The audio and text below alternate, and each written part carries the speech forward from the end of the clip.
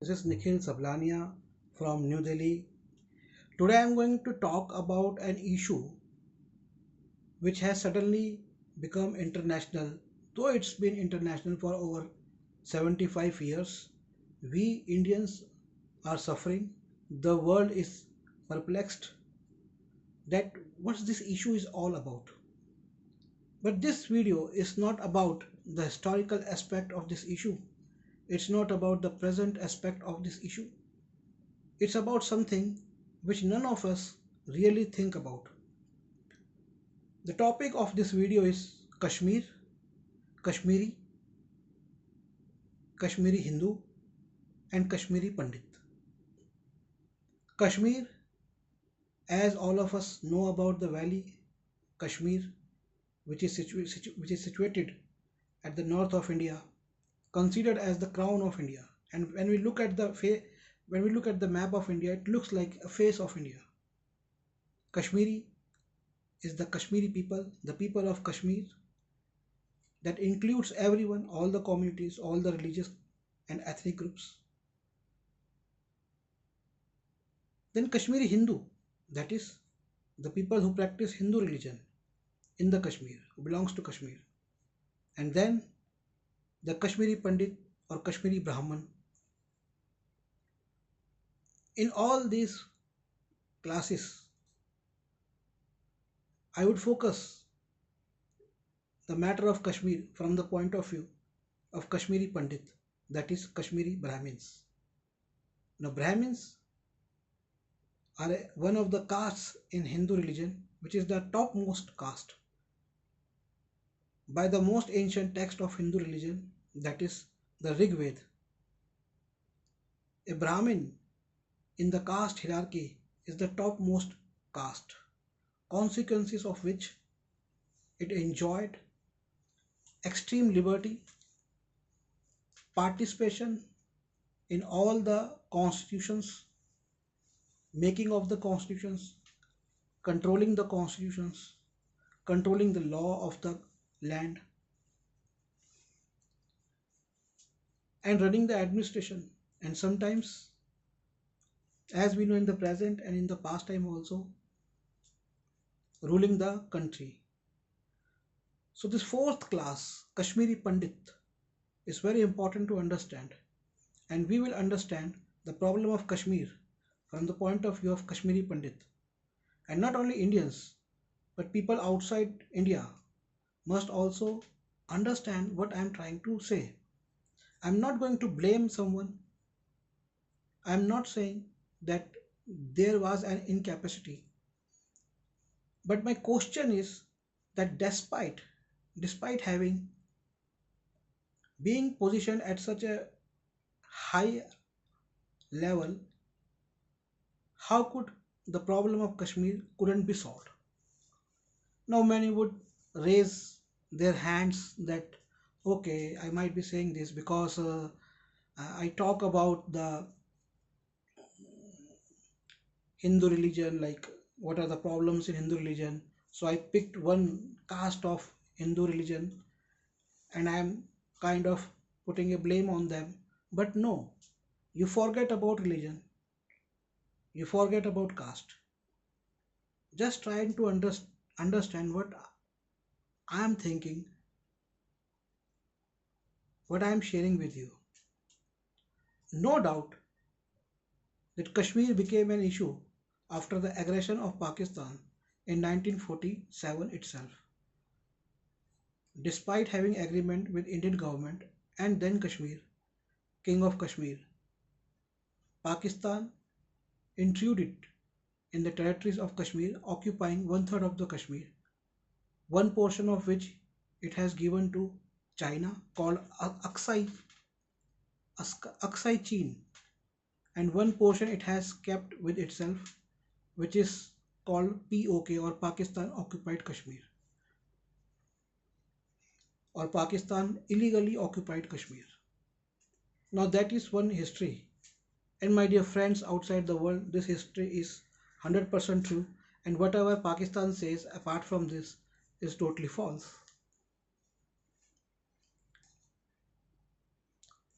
Pakistan The king of the Kashmir signed treaty with India to join India.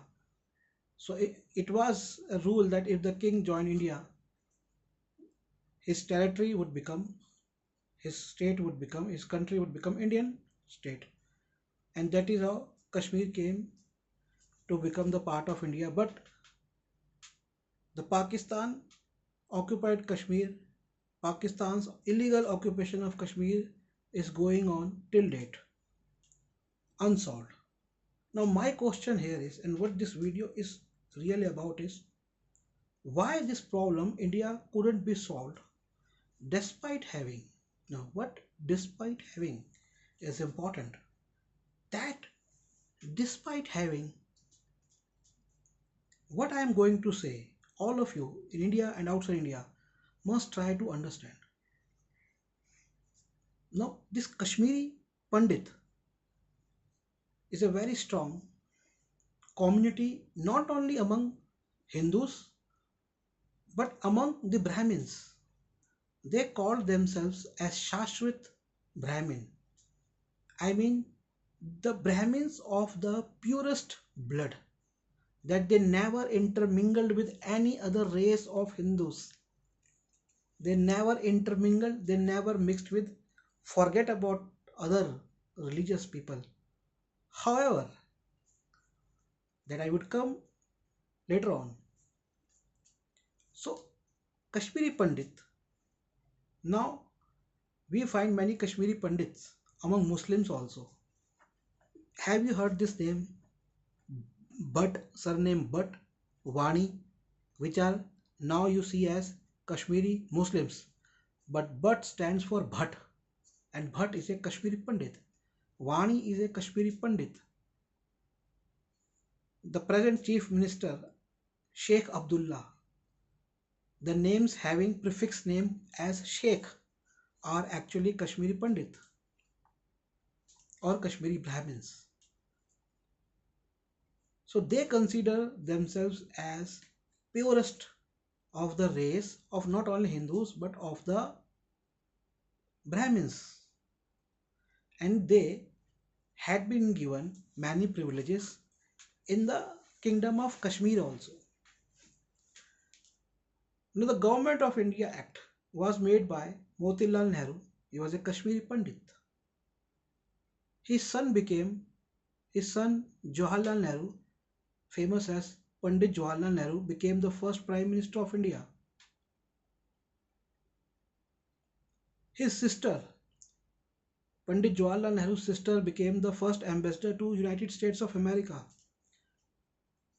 Now, after Mr. Nehru becoming the Prime Minister of India, whole administration of India, including the top echelon of the Indian Armed Forces, Navy, Army, all the decision makers to the Prime Minister were Kashmiri Pandits. So Mr. Nehru ruled nation for 14 years. He fought with Pakistan one war. He fought with China another war. He did not fight with Pakistan.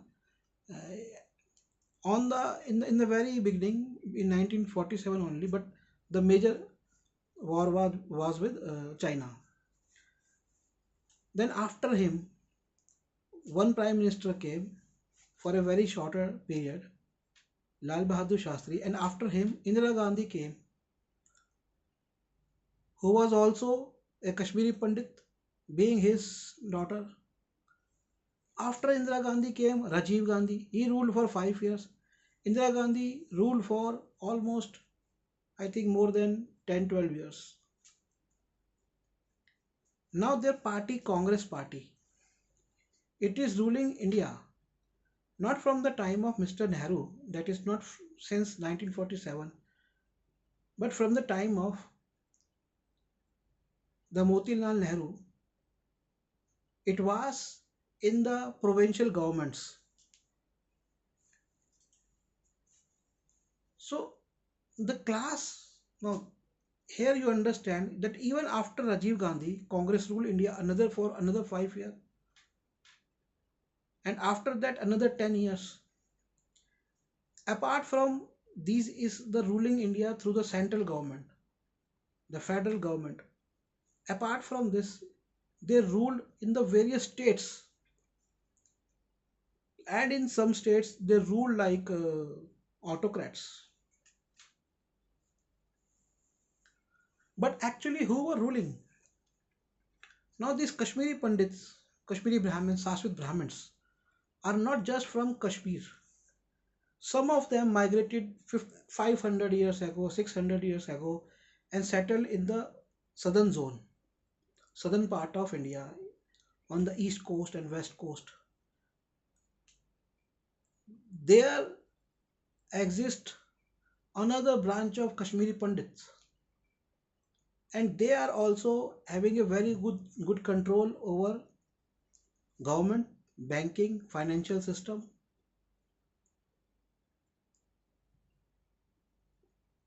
So having such a strong community as a ruling community which has ruled India for the last so many years, in the central government also and in the state government also, and totally controlled by Kashmiri people. Now these Kashmiri Pandits, these Kashmiri Brahmins, these Shashwat Brahmins are actually Kashmiri people. Now could you imagine a community ruling such a vast country like India, having control over world's fourth largest armed forces, could not solve the problem of one state, though it has solved problems of almost all the states, the newly added states in the northeast of India, where it used its immense force, its autocratic structure.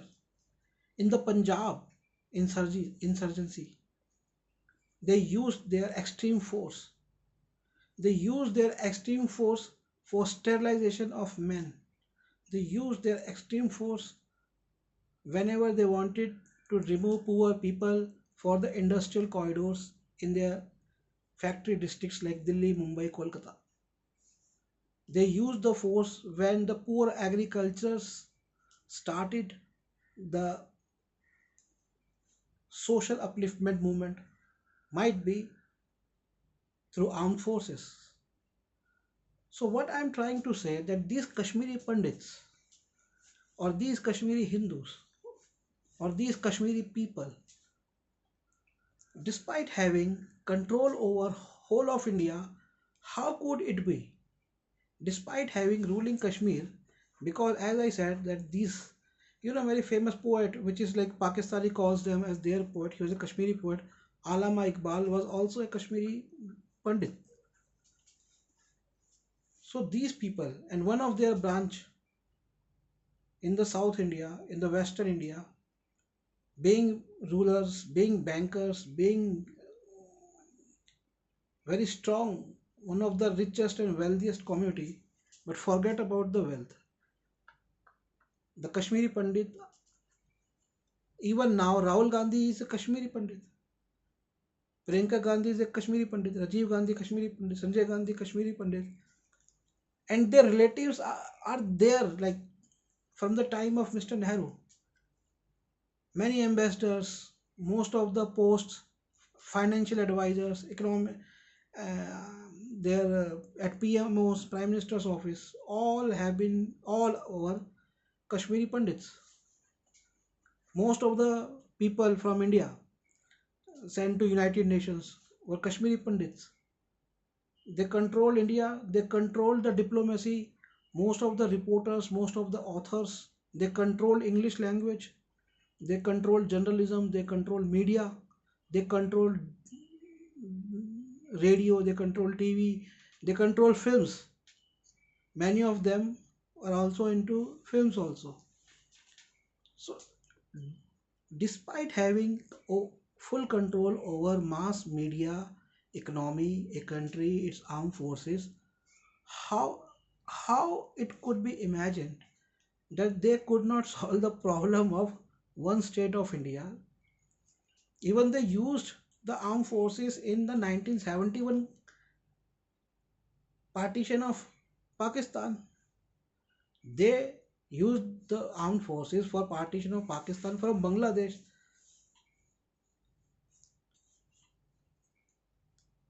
which was not in their domain. But Kashmir is in their domain. Despite it, how could they not solve? This is the big question people must take cognizance of. Understand this thing. I am not getting any answer that why this laziness, was it just because laziness or a strategy or something to get favor of, or they wanted to keep Kashmir like this only because you had all the resources. One community ruling India for so many years could not solve one problem, then there are questions to be raised. Thank you very much for watching this. And if you want to support me, you could call me. My number is 85275335051. Another number is 88511 Another number is 8447913116. And my you can go to my website nspmart.com, order some books over there. We have some books on Dr. Ambedkar and caste related issues in India, social problems, and some on economics also, and freedom struggle also. Thank you very much for watching. This is Nikhil Sablania from New Delhi.